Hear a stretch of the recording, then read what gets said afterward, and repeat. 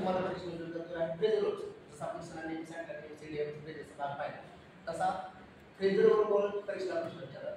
हे विद्यार्थ्यांना नेहमी कन्फ्यूज करणारे शब्द आहेत. कारण या ठिकाणी सगळे शब्द सारखे वाटतात. इथं बघा पुट ऑफ आहे, पुट आउट आहे, पुट फॉरवर्ड आहे आणि पुट अप आहे. सगळे शब्द समान वाटतात. तसेच सुद्धा गिव्ह आहे, गिव्ह अप आहे, गिव्ह इन आहे, गिव्ह आउट आहे. इथं call of, call in, call for आणि कॉल इंटू क्वेश्चन. आता शब्दांचा ह्या पर्यायाचा अर्थ मला कळू शकतो. टॉलरेट, प्रपोज आहे, एक्सटिंग्विश आहे आणि पोस्टपोन आहे.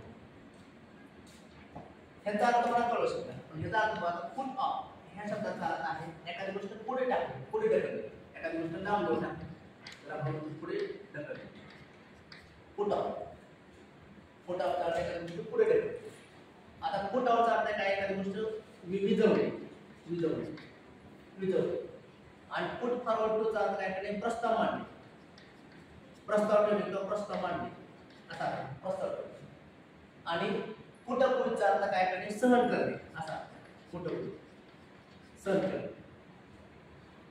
आता ह्या शब्दांचा अर्थ मी सांगितलं तुम्हाला अर्थ लगेच कळायचं. प्रस्ताव ठेवणे, विझवणे, पुढे ढकलणे, सहन करणे हे शब्दांचा अर्थ काय? आता मला सांगा पहिल्या शब्दाला काय म्हणतो? Put off.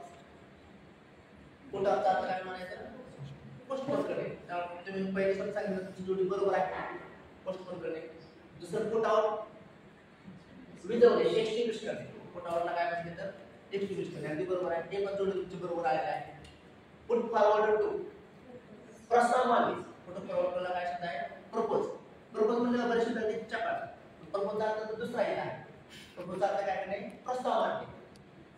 आणि पुटअपचा म्हणजे सहन करणे. पुटअप म्हणजे सहन करणे, ज्याला काय म्हणते टॉलरन्स.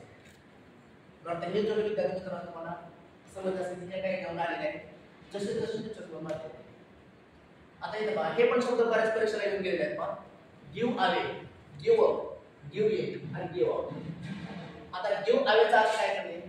गिव्ह अवेचा अर्थ आहे एखाद्या गोष्टीचं काय करणे आपण त्याला बोलतो आपण वाटप करणे. गिव्ह अवेचा अर्थ काय करणे? वाटप करणे. गिव्ह अपचा अर्थ काय? एखादी गोष्ट सोडून देणे. गिव्ह अप द स्मोकिंग असं म्हणतो आपण. आणि गिव्ह इन चा अर्थ आहे शरण जाणे, शरण जाणे. आणि गिव्ह अवेचा अर्थ काय आहे? जाहीर करणे किंवा एखादी गोष्ट डिक्लेअर करणे असा अर्थ. आता या शब्दांचा अर्थ मला कळाला असेल. आता पुढचं उत्तर तुम्हाला लक्षात येईल. प्रेझेंटचा अर्थ कळाला तर पुढचं उत्तर तुम्ही सांगू शकता. सांगा पहिला गिव्ह अवेला काय? अगदी बरोबर. गिव्ह म्हणजे the principal give away the prizes among the students. प्राचार्याने विद्यार्थ्यांना काय केले? रकमा दिल्या किंवा जे काय पारितोषिक होते ते वितरण केले. त्याचा अर्थ आहे क्वेश्चन डिस्ट्रीब्यूट. आता गिव्ह अप, गिव्हचा अर्थ काय करणे?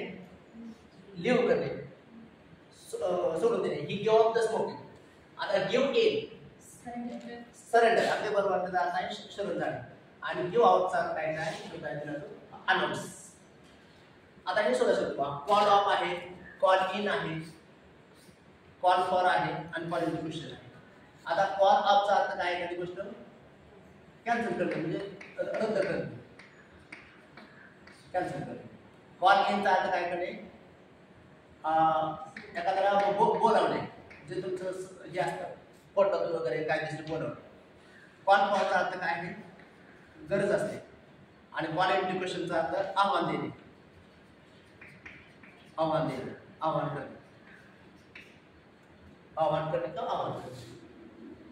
आता बघा कॉल आपला काय बसेल इथं? रद्द करणे म्हणजे कॅन्सल. नंतर कॉलिंगला काय बसेल इथं? समान. कॉल फॉरला लिव्ह आणि कॉल इंटू क्वेश्चनचा अर्थ हाय. बाबा मला समजलं.